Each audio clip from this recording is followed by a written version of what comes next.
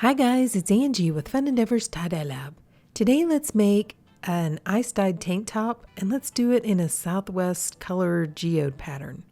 The tank top that I'm using is a District brand tank top and it has seams going down each side.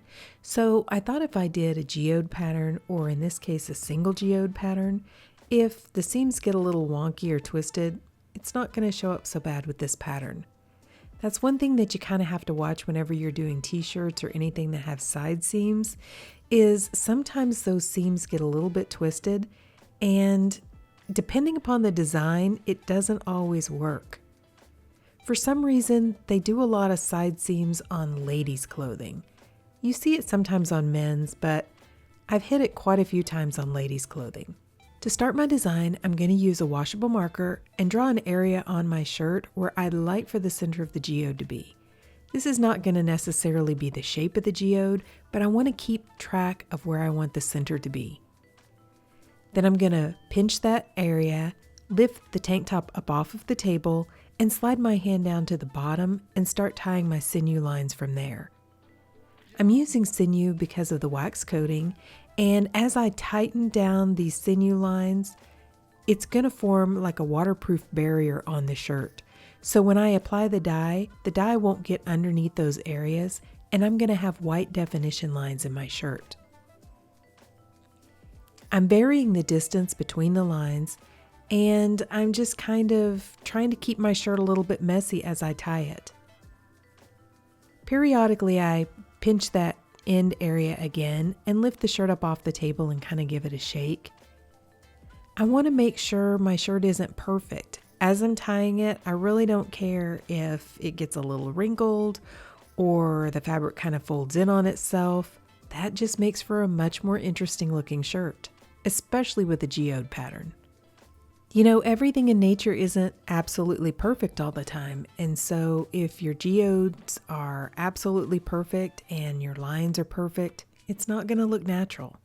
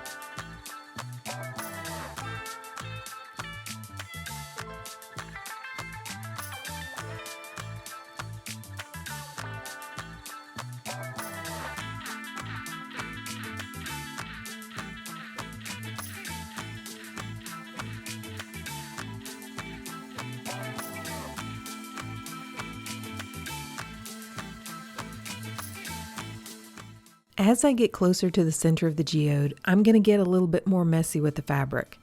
I'm going to kind of push it down inside and rough it up a little bit. I definitely don't want the center of my geode to look like a bullseye. I want it to be kind of misshapen and unusual. For this one, I'm actually going to divide the center of the geode into a couple of different areas. To do that, I'm going to wrap my sinew down through the middle of the fabric that's left at the end, or the center part of the geode. Then I'm going to go ahead and tie these two areas that I have formed, and those are going to be two center areas in my main geode center.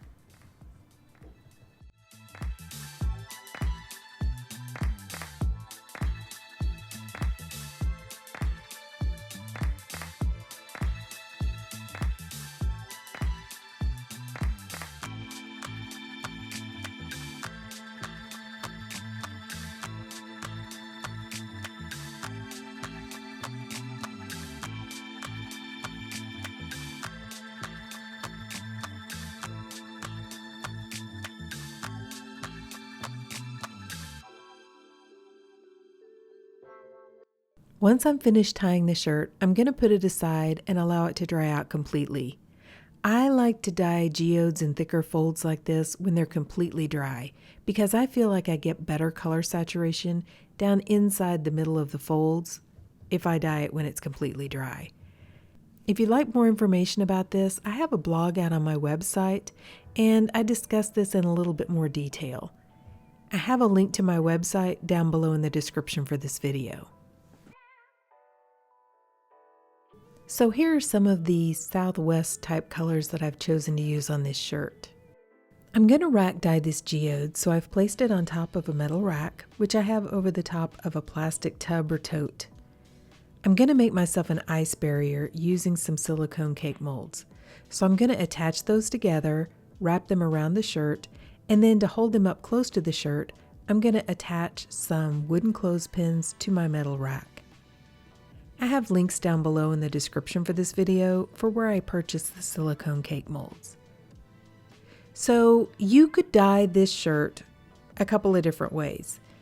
The main ways are either rack dyeing it like I'm getting ready to do, or you could dye it down in the muck, which basically just means you would put it inside of a container and then you would just allow the shirt to sit in the runoff from the melting ice that's mixed with the dye. In this case, when I'm rack dyeing, I'm going to allow the melting ice that's mixed with the dye to go ahead and run through the shirt. That does a couple of things. Number one, it allows me to check the back of the shirt to make sure I've gotten good color saturation, which is nice. And I think it makes the shirt a little bit brighter. It doesn't have quite as dark of a feel because it's not sitting down in that muck and that runoff. It's just a personal preference. I actually dye both ways. I just chose to rack dye this one. I'm going to lightly spray the top of the shirt with some soda ash solution that I've placed inside of a squirt bottle. This is going to help the dye to stick to that completely dry shirt a little bit better. I'm going to randomly apply the dye to the different sections of the geode, and I'm going to use each one of the colors more than once. I'm not being real specific about it, so some colors I may use more than others. Here again, I'm trying to keep it random. The colors that I'm using are Dutch Chocolate, Oxblood Red, Tangerine, Amber Waves, and Celadon from Dharma Trading Company, Owl Bear from Happy Cat Tie-Dye. Then I'm going to use Goldfinch from Dharma, which is a special order color, and Heads or Teals from Dharma, which was a special muck dye color. So the Heads or Teals you basically can't get anymore. In place of that, I would go ahead and substitute like Kingfisher. The Goldfinch is a special order color, but you can still purchase that. You can get it in large quantities from Dharma, or I have a link down below this video in the description to a Facebook group called Tie-Dye Supplies Marketplace.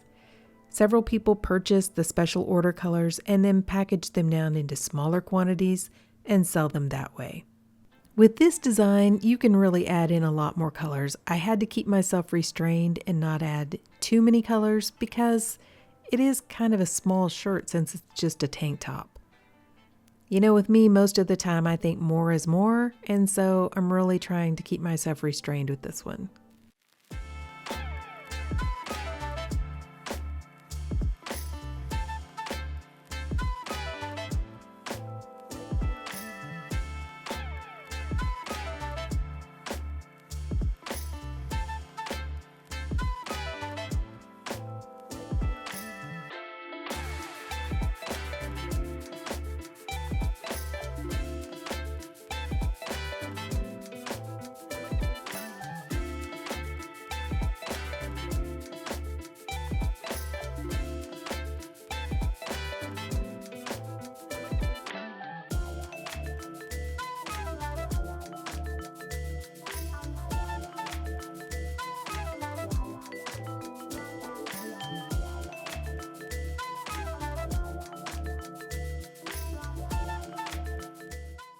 Now I'm going to add an additional sprinkle of soda ash over the top and place on the ice.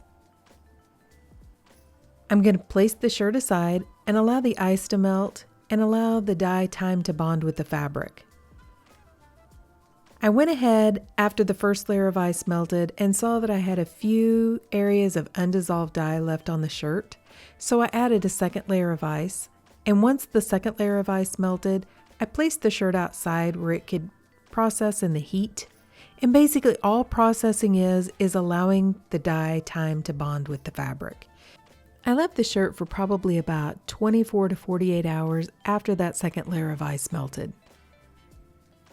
Then I took the shirt to my utility sink, and as you can see, I have pretty good saturation both on the front and the back side of the shirt. I started rinsing the shirt in cold water to rinse out the soda ash. Then I untied the shirt and warmed the water up to hot and continued rinsing in hot water to rinse out any of the excess dye that didn't bond with the fabric. Instead of rinsing for a long time, I ran some really hot water in my utility sink, added a little bit of Blue Dawn dish detergent to the water, and I allowed the tank top to soak. When the water cooled off, I changed it out and I continued that soaking process until my water was remaining almost clear. Then I put the tank top along with some Dharma's Professional Textile detergent into my washing machine and washed it using a hot water cycle. Okay, so it's been washed and dried, and let's see what it looks like. Okay, so what do you guys think? I really like this one. I like the color combination. I definitely get a Southwest vibe feel out of it. And what about the center of that geode? Doesn't that look really cool? I split the center into two different areas, but then as I kept pushing the fabric down inside and messing it up, it kind of ended up with all kinds of different wrinkles and holes and various interesting areas into that portion of the geode. I think the back looks really cool too. Whenever I do these single geodes, the back always has an interesting design to it as well. So overall, I really like the shirt. I think it looks really cool. I think I got some very interesting color splits out of the colors, lots of variety. But what do you guys think? Do you like it? Do you like the colors? Do you like the single geode? Please drop me some comments down below and let me know. And if you've enjoyed the video, I sure would appreciate it if you would like it and subscribe to my YouTube channel. If you'll hit the bell, you'll receive a notification whenever I upload a new video. Thank you all for watching, and I hope you have a great day.